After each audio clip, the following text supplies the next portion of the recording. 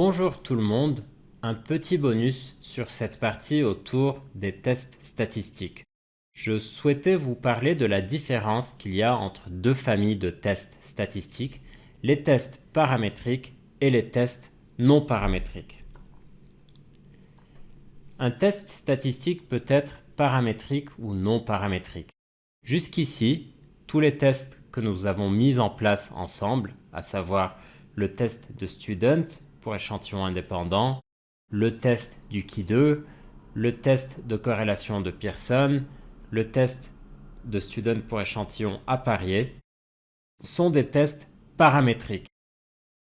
Ces tests paramétriques ne sont valables que sur certaines conditions qui sont à vérifier, des conditions liées aux distributions des populations.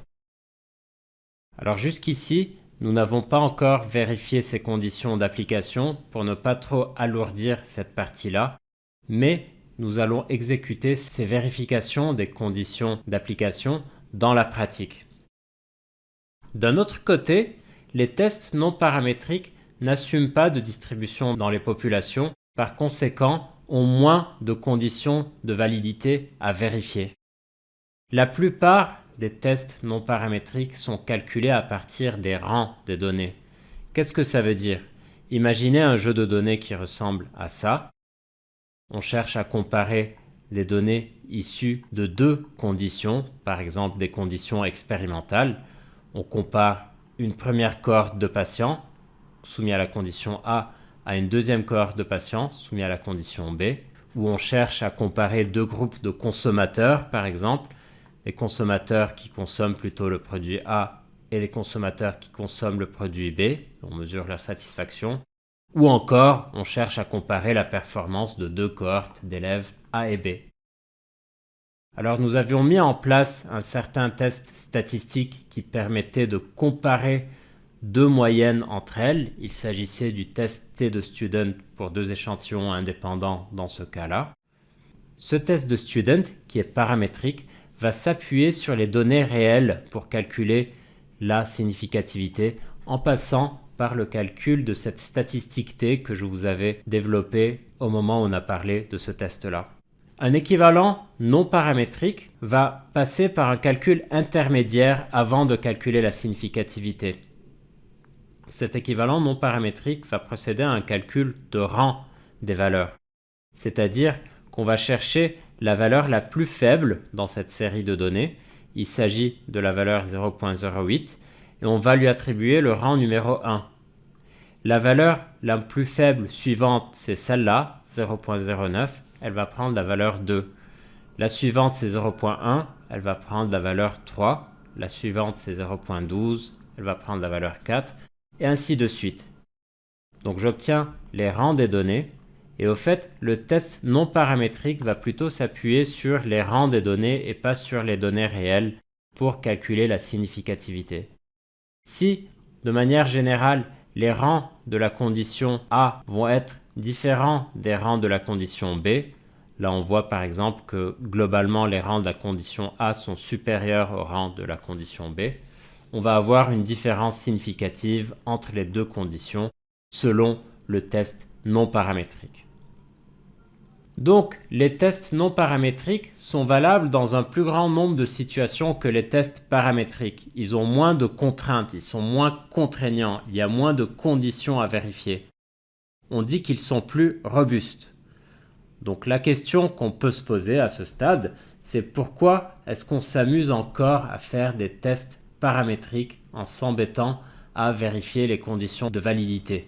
Pourquoi est-ce qu'on ne s'appuierait pas exclusivement sur des équivalents non paramétriques? La réponse est simple, les tests paramétriques sont plus aptes à rejeter H0 si elle est fausse et si les conditions le permettent. C'est-à-dire que les tests paramétriques vont être plus aptes à aboutir à une significativité statistique. On dit qu'ils sont plus puissants. Donc de manière générale, on va avoir une préférence vis-à-vis des tests paramétriques lorsque les conditions le permettent. Voici le fameux guide de choix des tests qui a été mis à jour. Cette fois-ci, j'ai juste rajouté une colonne à droite, vous voyez. j'ai rajouté des équivalents non paramétriques aux tests paramétriques qu'on a parcourus déjà ensemble pour la plupart. Alors sachez que les équivalents non paramétriques impliquent eux aussi une hypothèse nulle et une hypothèse alternative, et ils impliquent une p-value vous permettant de mesurer la significativité statistique d'une différence ou d'une relation. À ce stade, vous vous demandez peut-être, bon, à quel moment est-ce que j'utilise un test paramétrique et à quel moment est-ce que j'utilise son équivalent non paramétrique? Voici une proposition de démarche, qui n'est pas gravée dans le marbre, mais c'est un bon début, on va dire. Je vous conseillerais, dans un premier temps, de considérer le test paramétrique pour une question donnée et les données associées. Vous vérifiez les conditions de validité du test paramétrique, comme on va le voir dans la pratique. Si ces conditions ne sont pas vérifiées, passez à un équivalent non paramétrique. Et certains statisticiens vont vous proposer de vous orienter systématiquement vers les tests non paramétriques si vous avez de petits échantillons.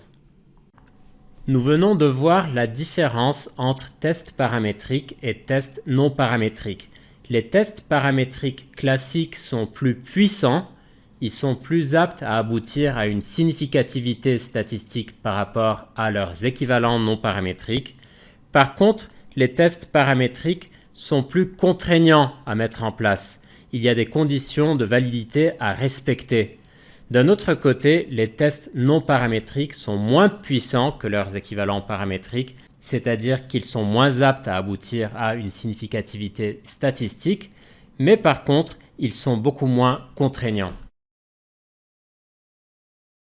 Vous souhaitez aller plus loin? Inscrivez-vous à ma formation gratuite et complète aux statistiques avec R que vous trouverez sur le site statistiqueformation.fr.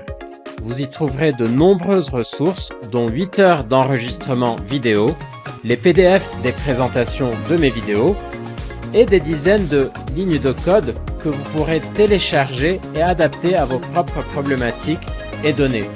Je vous mets le lien vers la formation dans la description de la vidéo.